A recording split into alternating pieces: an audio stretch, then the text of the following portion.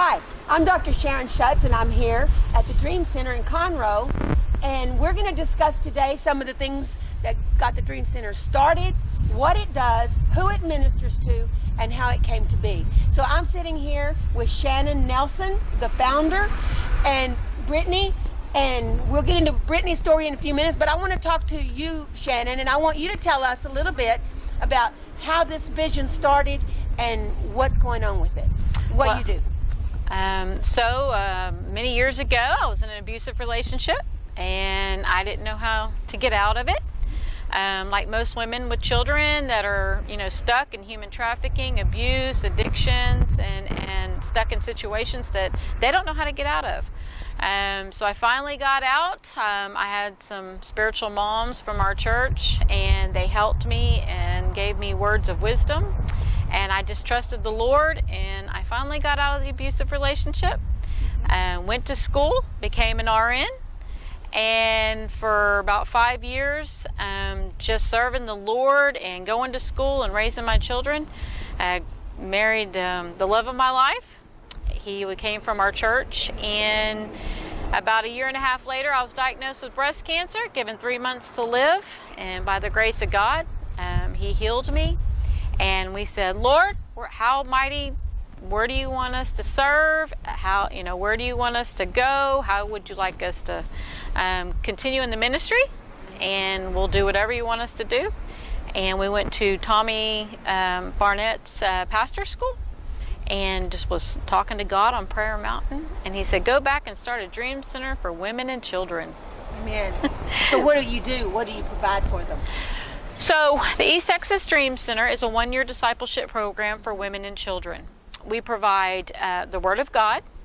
It's built on the foundation of His Word. We teach life skill classes, education classes, job skills. They have many, many different outreaches that we do. We teach them to serve and give back to the community and love on others while God's doing a work in them. Right. So when they come here, if they're, say, addicted to drugs and want to get free, then they can walk away a year later free of that addiction and possibly even into a job or a career or something like that. Absolutely. It's all up to them. It's their choice. Yes. You can't make people change. Right. You got to let them want it. And once they come in here, and we have 5 different phases, and once they go through, usually about the 9 months mark, they start doing the job skills. We start doing resume, financial advisors come in from banks, and people start coming in and helping them get ready to go out into the world to be contributing members of society. So it's usually between the 9 and 12 months, and then we try to get them settled up into transitional living, with either another ministry, or they have family that will help them get a house, a car, and get them started on their new journey. Okay, and how many, you have a huge building, how many women can you take care of? Well, right now we just have the first floor done. We're praying for the second and third floor to get done, but right now, so we can house between about 100 and 125. And that's including children? Yes, it is, on the first floor. Right. I'm familiar with a center somewhat like this, much smaller, but they only have the women, and the children have to stay at home with the parents and the grandparents or whatever, with the father. And so I love the fact that they can have their children and have a place that they can go and know that they're safe and benefit and get all the education. Okay, so when the second and third floor open and you're fully operational and all the stuff is done, how many people can you It's around 400. 400. That is amazing. That is amazing. And you have a staff here. I've met some of your staff. I've met others, volunteers. We've been here a number of times. And I've seen some of the volunteers and stuff and some of the things you do. Besides doing this, you give out lots and lots of food. Tell me about that. We, last year, were awarded, we gave out over 2 million pounds of food for the county. We do hygiene, diapers, blessing bags, furniture, because we take in people's furniture and we bless families in need that might not have a bed. Their children might not have a bed. Refrigerators, couches, new sheets, hygiene products.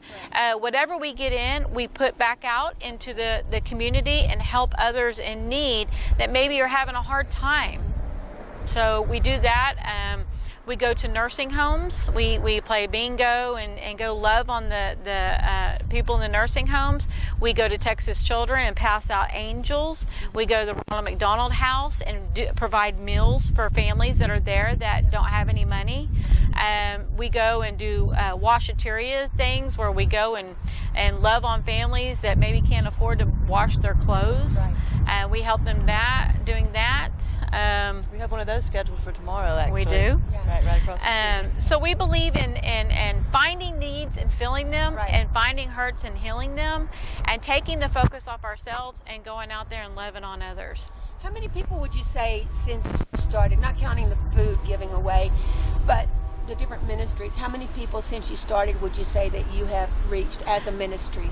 It's been 9 years. It'll be 9 years in February, and we've reached over 9,000 people. That's wonderful. That is wonderful.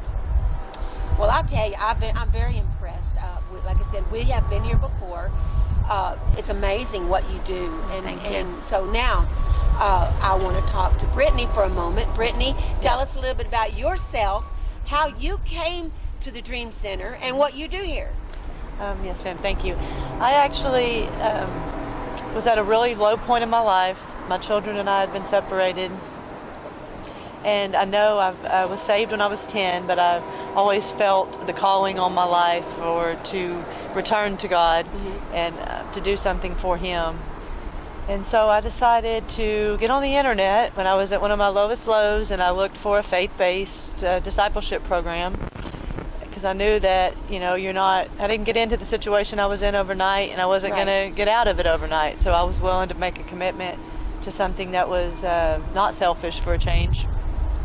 And this was the first one that popped up on the Google. So I made arrangements to come here, and I committed to the year. And so in November, I actually graduated from my year program. And it was, I thought at first that the graduation, I couldn't wait. 6 months into it, that graduation day was never going to get here, right, it seemed, because a lot of our program, most of the program, transforms us when we allow it to, by work discipline, work therapy, structure and discipline, because structure and discipline is actually love. If you love your child, you're going to discipline them. If right, she loves us, the Lord loves us, so we're forced for structure and discipline to actually change your heart and your life. And anyway, never thought I would graduate, and then finally something just happened in my heart. God changed my heart. It may be month 9 where I didn't even care anymore about that day, and when it did arrive, it was almost like, oh well, I was just going to keep going with what I was doing. It didn't right, matter that the year had expired or that it was up. And now it's almost February, and it's I've transitioned into an office administrator role as well as a residential program advisor. And so I'm here for the long haul. My children and I have been restored. They're not physically or geographically with me yet, but that is what I'm believing for and know God to do in the near future. Because He gave me the children. He gives mothers children so that right, we can raise them. He wants them to be with the children, and that's what this program, I feel like, why God put me here is right, because not only to restore my children to me, but also to help other moms right, in the same situation. I want to explain why we're sitting here in the front of the building in chairs in the winter. Sunglasses on because we are sitting in the sun, and so it's not that cold. But we can't be inside because of legal circumstances. Can you tell us what's going on and why you can't use the building right now? We've been inside that building. It's a beautiful building inside. You can see it's been well taken care of, and y'all have worked and put a lot into it. Why are we sitting on the sidewalk, and why are you not able to use the building right now? Well, right now we are working with the city, and we're working together, partnering, trying to get the electrical demoed and getting it up to code. We had been in the building for 5.5 years, and so what we're doing now is we're working with them, we're getting it a demo. It's going a little slower than we'd like. We've hired an electrical company and trying to get the demo done, new electrical done, and everything the way it's supposed to be, which we tried to do that years ago too, and we got our occupancy permit. We had it. We've been open for 5.5 years, so it's just been a little difficult, but we're working together and we're trying to get this building to be open again, because we have over 300 women on the waiting list. Right. So we really need prayer, and we need financial support, and we had to raise $125,000 to redo the whole electrical and buy all the parts to get done for the whole first floor. We are at now about $12,600 in our rating for that, but it's just been a little slower than what we wanted, but we're trying to get back in here and help the community and still serve and still love and feed and bless others and help others get back on their feet. Well, you said, you told me that you had hired an electrical company. Mm-hmm.